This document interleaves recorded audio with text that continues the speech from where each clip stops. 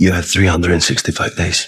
I'll do anything so you can fall in love with me. If next year on your birthday nothing changes, I'll set you free. 这是我见过最霸道的表白。可就在5个小时前，这个身价万亿的西西里地下皇帝才第一次见到此生的挚爱。大佬找对象的方式也很简单，他直接派小弟把女孩绑到自家的豪华宫殿，并立下365天的 flag。然而被绑架的女孩满心只有恐惧，她强撑着瞪向眼前的男人，扬言如果不放了自己，外面的男友势必会把她锤扁。没成想大佬似乎早有所料，慢条斯理地从一旁拿出她男朋友所有的出轨证明。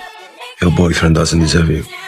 不仅如此，大佬还贴心地帮女孩发去了分手信息。然而失去所有依仗的劳拉只想着逃离这里，却在下一秒被一把捞了回来。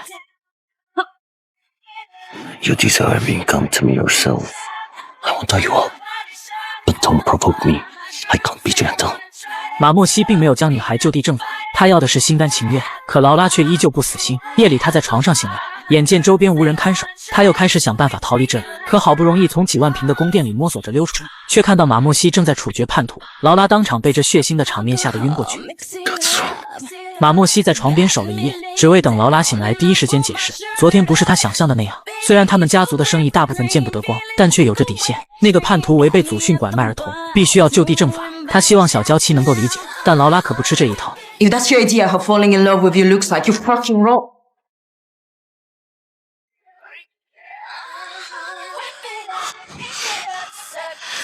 If you hit me again, what? You will kill me? 习惯了女人主动投怀送抱的马莫西，第一次尝到了挫败，意识到可能打开方式不对的他，立马带着劳拉横扫个大奢侈品店，小弟拎包他刷卡。大佬追女孩的手段就是这么的朴实无华，可身在福中不知福的劳拉却一门心思只想着逃跑。他找到2位警察请求帮忙，却发现马莫西在当地的势力庞大，根本无人敢帮助他。Are you lost, baby girl? 意识到自己跑不掉的劳拉，准备换一种报复方式。她精心打扮一番，再换上性感的衣服。反正马莫西答应不会强迫她，她势必要聊的这个痴迷自己的男人心痒了。You look. I'm starving. 他的计划很快奏效。马莫西看他的眼神开始炙热。劳拉很好奇，自己长相普通，家世普通，为什么有钱有颜的黑帮大佬会看上他？马莫西解释说，5年前他和父亲在一次谈判中，因拒绝与其他黑帮合作，从事贩卖妇女生意，惨遭暗杀，子弹从父亲身体穿过，他也受了不轻的伤，在死亡的边缘徘徊时，眼前频繁晃动着一个女人的身影，正是在附近游玩的劳拉。之后他被迫接手父亲的商业帝国，从什么都不懂的小白成为如今的地下皇帝。对马莫西来说，劳拉不仅仅是一个令他心动的女人，更是他在黑暗世界中坚守内心最后一丝善良与温柔的寄托。在5年全世界的寻找中，他对劳拉的那份执着的爱却从未消失，反而随着时间的推移愈发浓烈。I'd like you to teach me how to be gentle for you.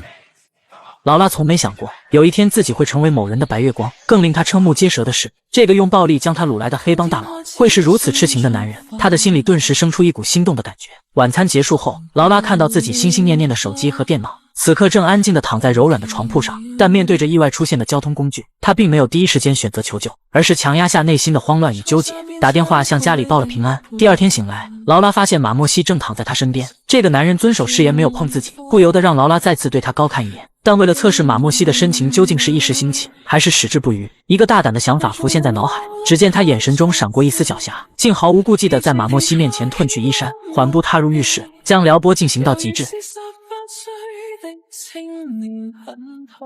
Don't provoke me. 马莫西的声音低沉而沙哑，仿佛压抑着即将爆发的火山，但还是死死恪守着不碰她的承诺。这个在黑道上翻云覆雨的男人，压根不知道怎么获取女孩的芳心，只好将心爱的小娇妻时刻带在身边，哪怕她满心抗拒，百般挣扎。奢华的私人飞机内，劳拉被安全带绑在航空座椅上，眼见她动弹不得，对清晨的那场挑衅仍耿耿于怀的马莫西，终于找到机会，准备用其人之道还治其人之身。但马莫西不知道的是，女人是特别记仇的生物。下飞机后，好兄弟很高兴他能找到梦中情人，然而听到别人谈论自己的劳拉，却主动走了过来。Are you talking about me? Just said to my cousin that you're a marvelous gentlewoman. Yeah. Can you stop it? I'm dirty. Stop it.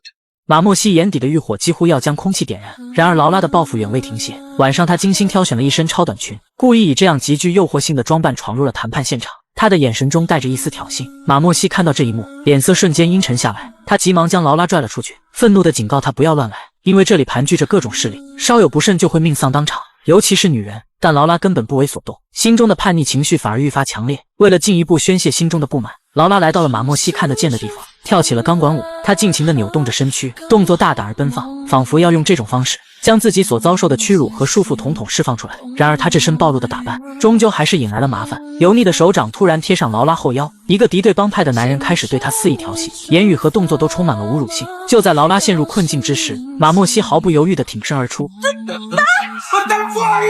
他的眼神中燃烧着愤怒的火焰，将劳拉死死护在身后。好在这场剑拔弩张以双方妥协告终，然而老管家却劝说马莫西除掉不知轻重的劳拉，认为他只会给家族带来麻烦，因为昨天那个差点被干掉的男人是同盟帮派的核心成员，劳拉的行为差点引起2个帮派的战争。Che cazzo dici? I'm sorry. You're sorry. I'm sorry, I didn't think. Yeah, you didn't think. What's going on? Did you kill him? It's none of your business. You killed him. I shot his head. I wouldn't have to do it if you didn't dress like a whore and put on your little show. 劳拉听到这番话，顿时火冒三丈。她觉得自己明明是受害者，是别人先对她进行调戏，自己何错之有？马莫西气得一脚踹翻椅子，可又不得强压下怒火，转头追上去哄劳拉。可哄女人对黑帮大佬而言，比策划一场暗杀还难。推搡中，情绪激动的劳拉不慎掉入了海里，冰冷的海水瞬间将她淹没，恐惧如潮水般向她袭来。就在劳拉感到绝望之时，马莫西不顾一切地跳入海中，将她救上了岸。当劳拉从昏迷中缓缓醒来，看到守在床边疲惫却一脸担忧的马莫西时，她心中所有的防备与怨恨轰然崩塌。I can't lose you. I don't want to. 她起身欲走，却被劳拉颤抖的手紧紧拉住。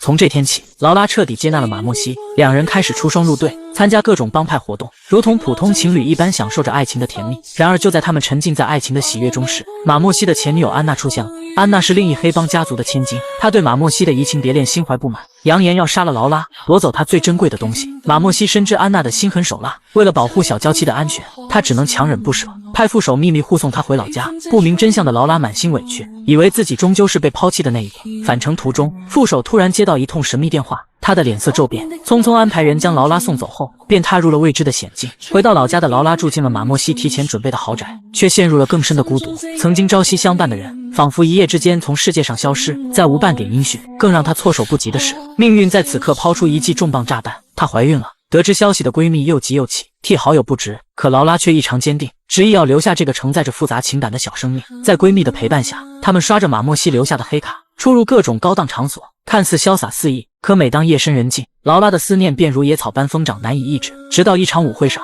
她遇见了曾经背叛她的前男友，对方故技重施，试图用甜言蜜语挽回，却不知经历过生死与爱恨的劳拉，早已不再是从前那个轻易被哄骗的女人。她眼神冷冽，果断转身离开，可前男友却纠缠不休，一直追到了家门口，甚至开始对她动手动脚。就在劳拉陷入困境时，一个熟悉的声音突然响起。I don't understand what you two are saying, but it's rather clear that she wants you to leave. You'd have to say it so you understand. 他的话语充满威胁，依旧是那么的霸气侧漏。前男友只好离开。劳拉看着坐在椅子上的男人，他依旧是记忆中挺拔的模样，却在眉眼间刻满了风霜。积压许久的委屈与不安瞬间爆发，小粉拳如雨点般落在爱人胸膛。马莫西没有辩解，只是一把将小娇妻壁咚到窗户上，带着硝烟味的吻如骤雨般落下，舌尖蛮横的撬开牙关，将所有的思念与后怕都揉进掠夺性的深吻里。直到劳拉摸到男人胸膛上那道狰狞的枪伤，才恍然明白这段时间他的生死挣扎。马莫西让他不要担心，自己会解决好一切。劳拉的泪水噙满眼眶，此刻所有的倔强与怨怼都化作一句颤抖的告白。I don't need 365 days. Because 或许爱情本就是件很奇妙的事情，不用听，不用说，也不用被翻译，就可以让人感受到它。翌日清晨，当阳光倾洒在两人身上，劳拉发现自己无名指上多了个戒指。Я передумал. Doesn't mean yes. 转身离开。Yes. 马莫西无比开心，一开心他就忍不住想给劳拉花钱。他们再次光顾各大奢侈品店，霸总表达爱意的方式依旧是这么的朴实无华。随后劳拉带着他见家长，那个叱咤风云的黑帮大佬，此刻也紧张的像个孩子。父母看着眼前西装革履、帅气多金的马莫西，笑得合不拢嘴，但还是不放心的问道 Jak to jest? Czym się zajmujesz? My mom is asking what do you do for a living? I'm a gangster. You will be the first in our family. So, what are your intentions with our daughter? Only the evil ones. We have to talk seriously. Do you like vodka? Yeah. 父母没有在意他是黑帮，都很满意这个女婿。就这样，两人的婚礼筹备得如火如荼。劳拉隐瞒了怀孕的事，准备在结婚当天给马莫西一个惊喜。然而命运总是充满了戏谑。这天，老管家接到一个电话，是收到了安娜再次动手的消息。他一边焦急地吩咐司机往回走，一边疯狂打电话给马莫西。可听筒里只有忙音，原来是恩爱的小夫妻俩正在你侬我侬。他抚摸着小腹，嘴角还挂着对婚礼的憧憬。等管家赶到宫殿，劳拉的车刚好开进隧道，电话也在此刻戛然而止。得知真相的马莫西，刹那间如遭雷击，直直坠入暗无天日的无底深渊，双眼骤然失去所有光彩，连一丝活气都被抽得干干净净。记忆如走马灯般在脑海中疯狂轮转，那张曾令他朝思暮想、魂牵梦绕的笑脸不断闪现。可无论怎样拼命追索，那抹笑容却再也泛不起丝毫往日的温柔暖意，只剩下镜面般冰冷的空白，倒映着他失魂落魄的模样。然而这一切并未就此结束。